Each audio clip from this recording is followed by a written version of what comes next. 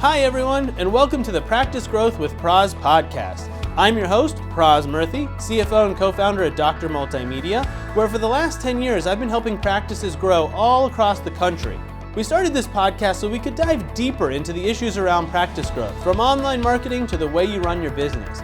We know doctors are busy people and you don't have a lot of time to study these kinds of topics, so we're hoping this audio podcast makes it really easy to stay up to date with what's going around the country. We'll be interviewing top doctors, successful practice managers, and other experts in the field. Without further ado, let's get started. So, I had planned really two major areas to talk about today, which we'll dive into in just a moment. But really at the heart of both of them is how is the world of internet marketing changing in 2019? You know, it's officially May, which is hard to believe. We're 1/3 the way through the year. It's enough time to kind of see what's already happened in 2019 and use that as predictors of what's going to happen throughout the rest of the year. No, not our clients, but a lot of doctors out there are still even trying to catch up to the changes in 2018. So whether you're caught up or behind, hopefully give you some pointers that will speed up and help your 2019 be the most productive as it can be. So the first, I think, big topic that you want to consider is that internet marketing these days is multi-channel. So what do I mean by that? Well, if you want to rewind a way long time ago to the days of one channel, that would have been the yellow pages, right? There was a time, I remember it, when if you needed something, a provider, a service, a business, you pulled out the yellow pages, you turned to that letter in the book, and you went down. And whether you were drawn to the big ad or the bolded font or just who was first. So for the businesses that couldn't afford to be on TV or radio, like our medical practices for the most part, that was really the only channel. So you only had to worry about doing that one channel and doing it well, and you were going to reach thousands or millions of people, in your local area. And then that was kind of it. The rest is going to be word of mouth, drive-by. So over time evolves, of course, and then television and radio became probably more accessible to some of our practices, the bigger ones, certainly hospitals, things like that. And then internet marketing happened. And for a long time, internet marketing was just having a website. If you had a website and you were on the internet, that was a huge opportunity to reach a lot more people than you normally would. And even within internet marketing, there was really only one channel that you had to worry about. Now, condensing history here, you kind of jump ahead, and then the next major revolution was social media.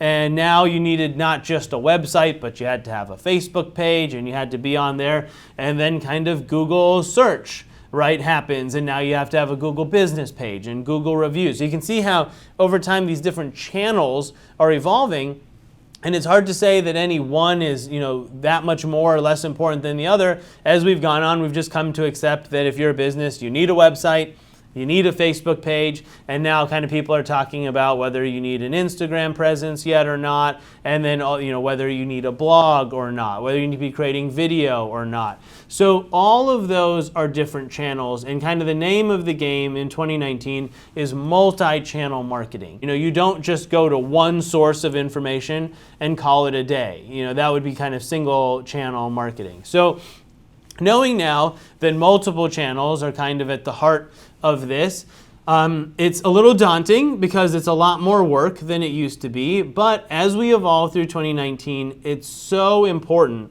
that you be working in all of those channels, especially if you view yourself as a progressive practice. You know how much work it is just to run a good website and good social media. But now what about content creation? What about pay-per-click advertising? What about these so-called click funnels that are out there, if you guys know about those? So there's all these different techniques out there.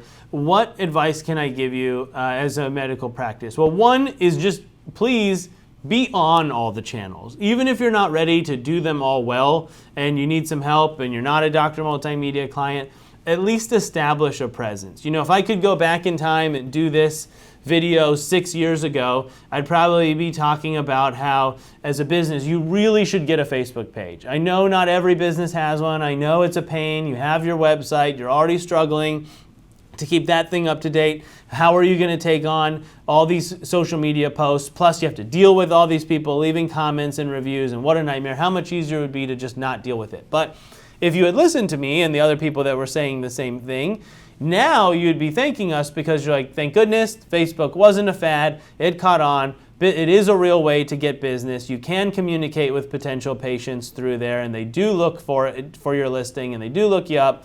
And you got your presence going 3 or 4 years before everybody else, so it was just that much stronger to start, and that's been carrying through. So that's basically what I'm trying to tell you about these other channels of marketing. Please get on Instagram. Please at least create a page. I feel very confident in saying that in 4 or 5 years, we'll be talking about Instagram like the way we're talking about Facebook right now.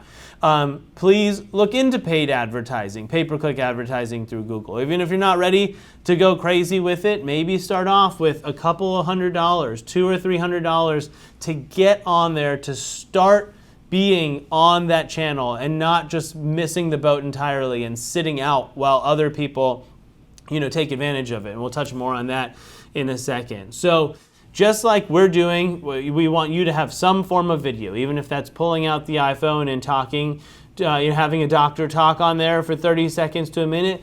Just start. If you're an office manager, I apologize. You guys are busy enough and you have a million things on your plate, but I'm adding some more for 2019. Which is start setting these things up, doing it a little bit, and being consistent.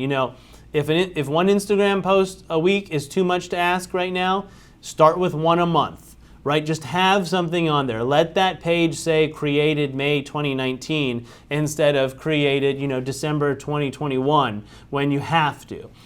Just based on the trends and how things are going, that really looks to be the future, which is you've got to reach your clients and patients everywhere. You need to go to where they are. And unfortunately for us, where they are keeps changing and growing and adding over time. Okay. Second big trend that I see in 2019, and you've all probably participated in this, voice search, right? It's just a huge element of search. We're all so focused on Google and dentist near me and veterinarian near me and typing this into Google. How do I rank for La Jolla veterinarian? That's what everyone's looking at, and great. Still happens, still hugely important. But as probably every person who uses their smartphone, to its fullest capability knows, voice to text, voice to search, gaining incredible steam. I used to be staunchly opposed to voice to text. I thought it was stupid. I always had to edit my text. I didn't see how it saved me any time to try to say something into my phone and then spend more time than it takes me to write it, fixing the punctuation and the grammar. But I was wrong, right? I've come on board now in 2019, and I use voice to text all the time. It's gotten better.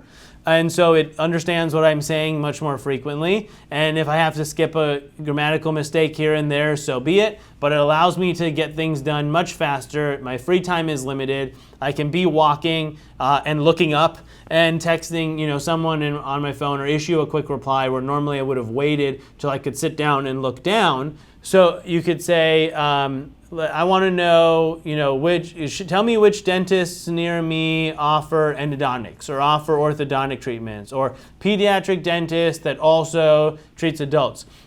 Because we're speaking the words and not limited to what we can type, it's what are called long tail searches. So we're able to get more information into that search and see what comes back. And again, even if the search isn't perfect right now, the technology is going to get better. It's going to get more used to what people want. And so you need to react to that. So some action items. 1, make sure your site is secure. Please. This should have been 2018, type stuff, but it's never too late to remind people. Please make sure you have a security certificate on your website. That means the HTTPS version of your domain will show up. In more layman's terms, if you load your website, there should be a little lock symbol right next to your domain name. Secure sites are predominantly going to make up the top of the search, and if people are using voice search that are already in a convenient situation on their phone, right? You don't do voice search on your desktop, and you want to make sure that you're showing highly, and the security on your site is going to be crucial. Please make sure you have your security certificate. Now, try to be useful. Don't try to trick voice search. Try to provide people what they want, because when you do that, you get traffic, you get visitors, and that's what ultimately relates to strong online marketing and new business. So, I hope you guys have learned a couple useful things today. The importance of multi-channel marketing, the prevalence of voice search in 2019. If you're only going to keep up with 2 trends, let it be those. Please get started on every channel that you're able to. And if you don't know what those channels are, send us a message, give us a phone call. We'll be happy to share those with you, all the different areas that you can become relevant. And then when you're creating your content and you're thinking about ranking on search engines and where you are on Google, don't limit yourself to a computer and the short searches. Start voice searching on your phone, on your Google Home, on your Amazon Alexa, and see what it does. Just say, hey Alexa, who are the best dentists near me? See what pops up. You might be surprised. If you're not on the list, what can you do to get on there? Thank you for tuning in to another episode of Practice Growth with Pras. I'm your host, Pras Murthy, and if you have any questions or comments, please visit us at drmultimedia.com. Also, be sure to like us on Facebook, follow us on Instagram, and subscribe to our YouTube channel. We're constantly sharing new content as part of our mission to take online marketing topics and make them relevant to your practice. And if you like what you heard, please tell a friend and leave us a review on Apple Podcast or Spotify. Thanks so much for listening, and we can't wait to do it again.